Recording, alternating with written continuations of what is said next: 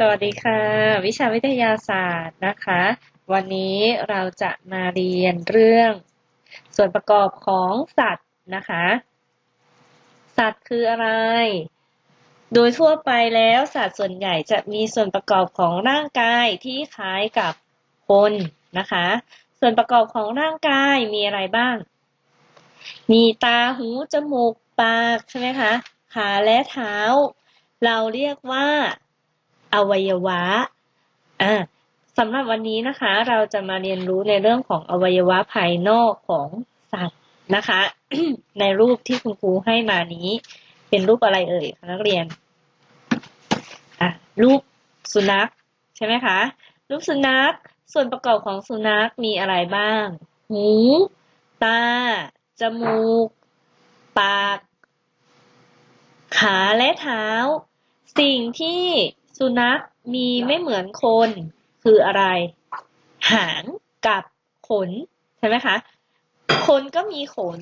มีขนเล็กน้อยแต่สุนัขหรือสัตว์ต่างๆจะมีขนเยอะขนมีไว้ทำไมมีไว้ปกคลุมร่างกายนะคะให้ความอบอุ่นแก่ร่างกายแต่คนมีหางไหมคะคนไม่มีหางทีนี้เรามาดูเห็นไหมส่วนต่างๆของพืชก็จะมีผลมีดอกมีใบมีลำต้นมีรากเหมือนที่คุณครูเคยสอนไปในบทที่แล้วนักเรียนจำได้ไหมคะทีนี้เรามาดู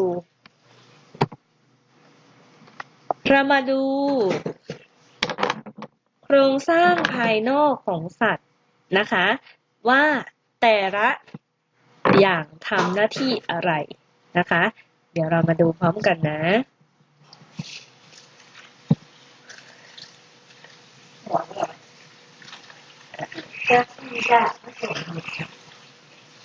สักครู่นะในนี้จะไม่มีหน้าที่ให้นักเรียนตั้งใจฟังนะคะครูจะอธิบายให้ฟัง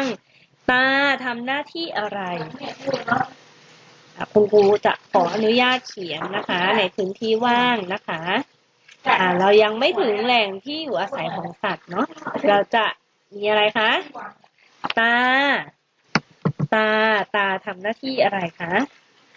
ตาของสัตว์ทำหน้าที่มองดูสิ่งต่างๆหน้าที่ของสัตว์ก็เหมือนหน้าที่อวัยวะของสัตว์ก็เหมือนอะไรคะเหมือนคนเลยนะคะมองดูสิ่งต่างๆต่อไปอวัยวะส่วนที่สองคืออะไร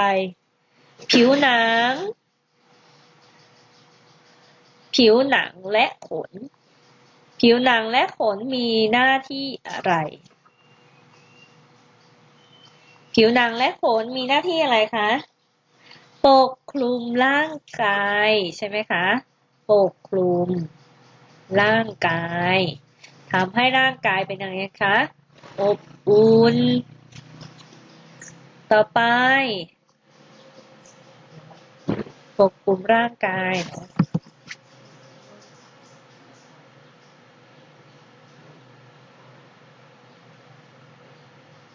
ต่อไ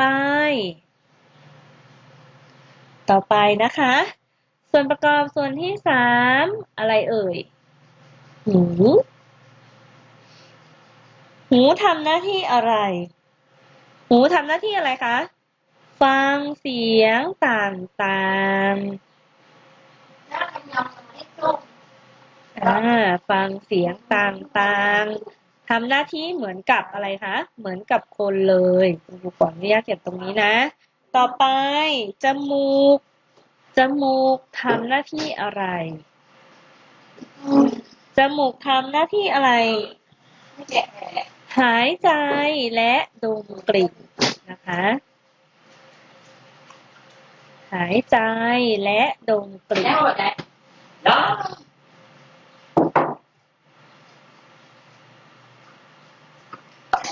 หายใจและดมกลิ่นต่อไปอวัยวะต่อไปปากปากทำหน้าที่อะไรคะทำหน้าที่ในการกินอาหารและส่งเสียงร้องกินอาหาร ส่งเสียงร้อง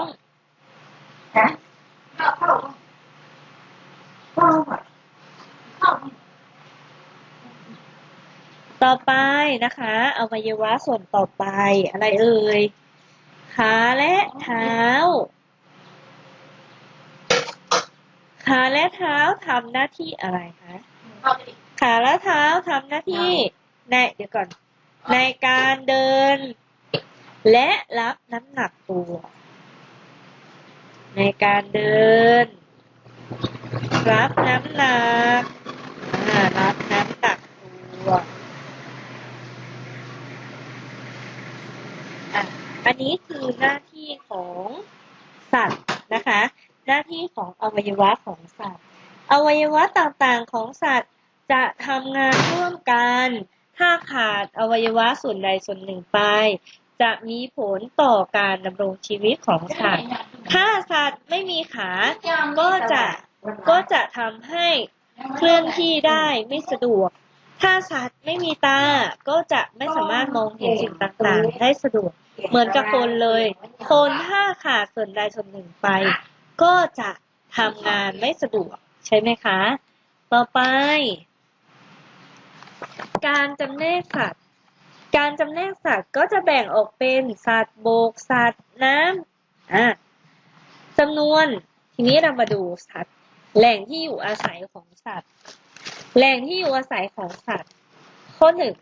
สัตว์บกก็จำแนกออกเป็นสัตว์ที่เลี้ยงลูกด้วยนมสัตว์มีปีกเห็นไหมคะสัตว์เลื้อยคลานก็จะมีสัตว์ประเภทนี้ต่อไปสัตว์น้ำสัตว์น้ำมีอะไรบ้างมีปลามีหมึกมีปูมีหอยมีม้าน้ำอันนี้คือสัตว์น้ำนะคะสัตว์สะเทินน้ำสะเทินบกก็คือครึ่งบกครึ่งน้ำมีอึ่งอ่างมีคางคกมีกบมีเขียดต่อไปพืชก็เหมือนกันพืชก็แบ่งออกเป็นพืชที่อยู่บนบกพืชที่อยู่ในน้ำนะคะพืชที่อยู่ในน้ำก็เช่นอะไรดอกบัวพืชที่มีลักษณะพิเศษเนี่ยเป็นยังไงกล้วยไม้มีรากเพื่อไว้ยึดเกาะใช่ไหมคะจบไปเรียบร้อยสำหรับส่วนประกอบของสัตว์นะคะทีนี้คุณครูจะขอเพิ่มเติมนิดนึงสัตว์ที่มีปีกเรากลับมาดูสัตว์ที่มีปีกสัตว์ที่มีปีกก็จะมีนกไก่เป็ดผีเสื้อแมลงปอผึ้งค้างคาวที่ไม่มีปีกก็จะมีอะไรคะแมวหมูกบหนูอะไรต่างๆมากมายสุนัขเนี่ยไม่มีปีกใช่ไหมคะแหล่งที่อยู่อาศัยคุณครูได้พูดไปแล้วว่ามีสัตว์บกสัตว์สะเทินน้ำสะเทินบกสัตว์ที่อยู่ในน้ำการกินอาหารของสัตว์แต่ละชนิดกลุ่มสัตว์ที่กินพืชก็จะมีกวางควายวัวช้างแกะที่กินสัตว์ก็จะมีอะไรคะเสือสิงโตจระเข้เหยี่ยวส่วนสัตว์ที่กินได้ทั้งพืชและสัตว์ก็จะมีอะไรคะเป็ดไก่มนุษย์มนุษย์ก็เป็นสัตว์เหมือนกันเป็นสัตว์เดรัจฉานนะคะเต่าการเคลื่อนที่ของสัตว์กลุ่มสัตว์ที่บินเช่นนกแมลงปอผีเสื้อผึ้งสัตว์ที่เลื้อยคลานก็จะมีอะไรคะงูตะขาบไส้เดือนหนอนสัตว์ที่เดินหรือวิ่งเช่นอะไรช้างม้าวัวควายสัตว์ที่ว่ายน้ำก็เช่นอะไรคะปลาม้าน้ำแมงกระพรุนนะคะทีนี้เรามาดูแบบฝึกหัดของเรานะคะนักเรียนทีนี้เรามาดูแบบฝึกหัดของเราแบบฝึกหัดของเราหน้านี้เลยเดี๋ยวให้นักเรียนไปทำแบบฝึกหัดหน้าที่38นะคะวิทยาศาสตร์และเทคโนโลยี ผลการศึกษาชื่ออวัยวะและหน้าที่ของอวัยวะของสัตว์ทีนี้เรามาดู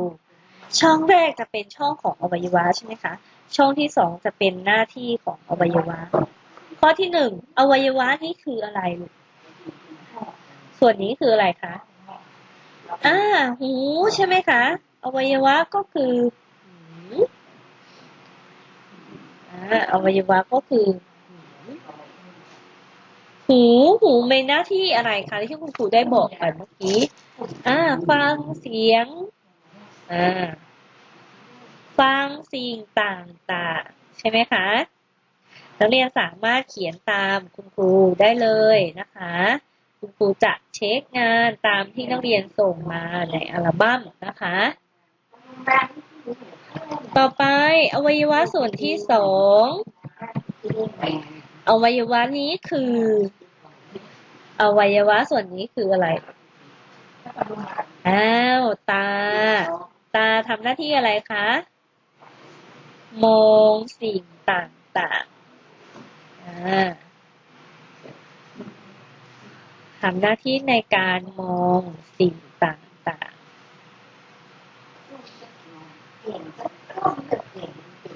ต่อไปอวัยวะตรงนี้คืออะไรอะไรคะอวัยวะนี้คือจมูกทำหน้าที่อะไรจมูกทำหน้าที่อะไรคะดมกลิ่นจมูกทำหน้าที่ในการดมกลิ่นต่อไปอวัยวะต่อไปอะไรคะปากปากทำหน้าที่อะไรคะปากทำหน้าที่อะไรคะในการปากและฟันทำหน้าที่อะไรลูกทำหน้าที่ในการกินอาหารและส่งเสียง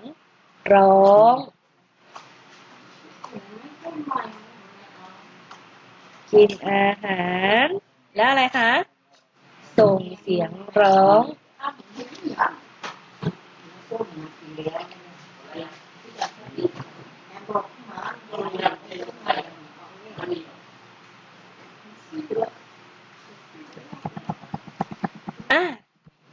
ส่วนสุดท้ายอวัยวะตรงนี้คืออะไรขาและอะไรคะเท้าขาและเท้ามีหน้าที่อะไรในการเดินใช้ในการเดิน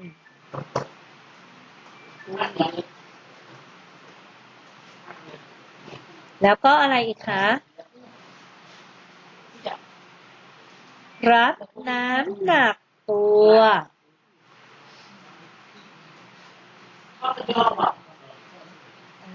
รับน้ำหนักตัวต่อไปรับน้ำหนักพลังงานวันนี้ทำหน้า38นะคะต่อไปเรามาดูอีกหนึ่งหน้าที่39ให้โยงเส้นจับคู่อวัยวะกับหน้าที่ของอวัยวะ5คะแนนเหมือนกันนะคะนักเรียนทีนี้ฟังเสียงอะไรใช้ในการฟังเสียงหูใช่ไหมคะให้นักเรียนโยงเส้นมองดูอะไรทำหน้าที่ในการมองดูตาตรงนี้นะคะต่อไปข้อที่2ระบายสี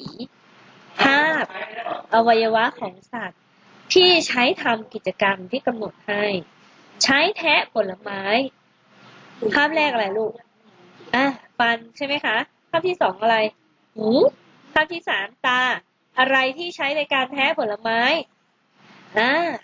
ฟันใช่ไหมคะเราก็ทำไมคะระบายสีให้สวยงามยกตัวอย่างนะคะ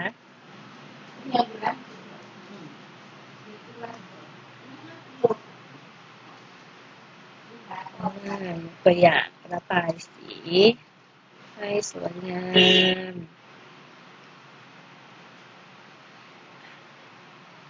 ต่อไปข้อที่2ใช้ในการฟังเสียงอวัยวะไหนใช้ในการฟังเสียงคะตรงนี้ก็ทำไมคะ